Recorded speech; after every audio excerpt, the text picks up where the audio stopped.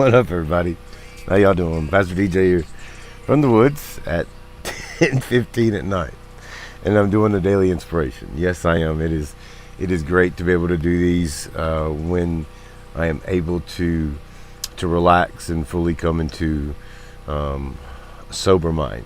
The ciphers tells us that we should be of sober mind when we do things, and today I tried to do them earlier, but unfortunately I got caught up in something else that needed my time. So, but all things come to a great thing. So today I want to do an inspiration on something that is important for us to know when you hear me guys talk, and knowing the truth and knowing things for what it is, and understand that we've got to take and study to show ourselves. So I got a video, and I'm going to play it in the back as I do this with you guys. I don't think you can hear it, but I want you to read the subtitles.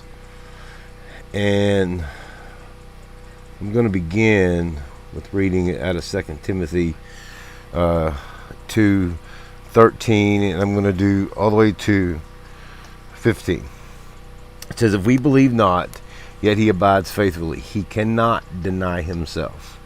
Of these things put them in remembrance, charging them before Yahuwah, that they strive not about words to no profit, but to the subverting of the hearers. Study to show yourself approved unto Elohim, a workman that needs not to be ashamed, rightly dividing the word of truth." In this video below, you'll see a young man, and he has found some type of truth in the book of Enoch, where there is a word that said Gadriel, and he takes and he puts it in a light that Gadriel can break down to mean God, and how he's trying to point it back to money and in God, and how it can all intertwine. While there is probably could be some truth to that, when we study, we got to understand to subverting to the hearers. So what that means is when we speak of something, we've got to make sure that the hearers can understand what we're saying and why we're saying it. This young man brought something to the light that Gadriel in the book of Enoch speaks of a serpent, and then you can translate it to the word God. What that does is because he connects it with Adam and Eve, it's like trying to add that into the book of Genesis. Like, you can't add Genesis into Enoch, and you can't add Enoch into Genesis. So you have to understand, when he says the word Gad does mean what he says it means, Gadriel, everything he's saying is the truth. But when you look at it to say, well, we're not supposed to be using it, that means that you should understand what you're reading, to study to show thyself approved. If you guys keep hearing me, I tell you guys about the truth. I read from the cipher, and everything you heard me use was Elohim, Yahweh, Yahuwah. You guys have actually heard me not saying the word Jesus as much. It's more Yeshua, and when I refer to God, it's more Yahweh or Yah or Yahuwah or Yeshua. At one point in time, take those words and use the word God. They did that back in the German Bible. They took that, and I'm going to read it for me from the German. When the Germans actually took those words, Elohim, Yahweh, Yahu, out of the Bible and inserted the word God into it.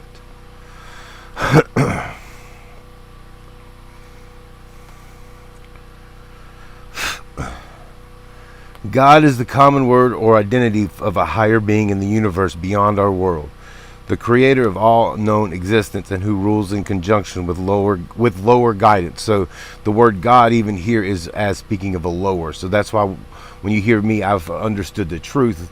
There is a difference when you start talking about translating and talking about scripture and knowing the truth. So in Greek, divine meant to be godlike in attributes of power. Theology is this study of the nature of God and God's relationship with humans.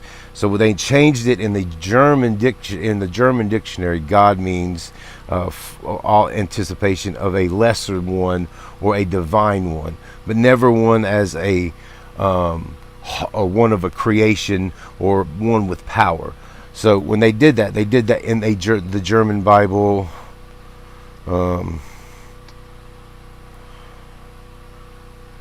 This is after the Geneva Bible.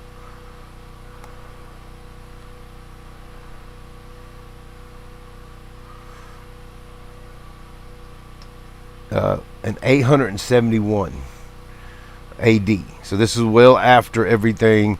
This is well after all of that. So in the German Bible, they actually took those words out and used it there to just to remove the power of the name Yeshua and God,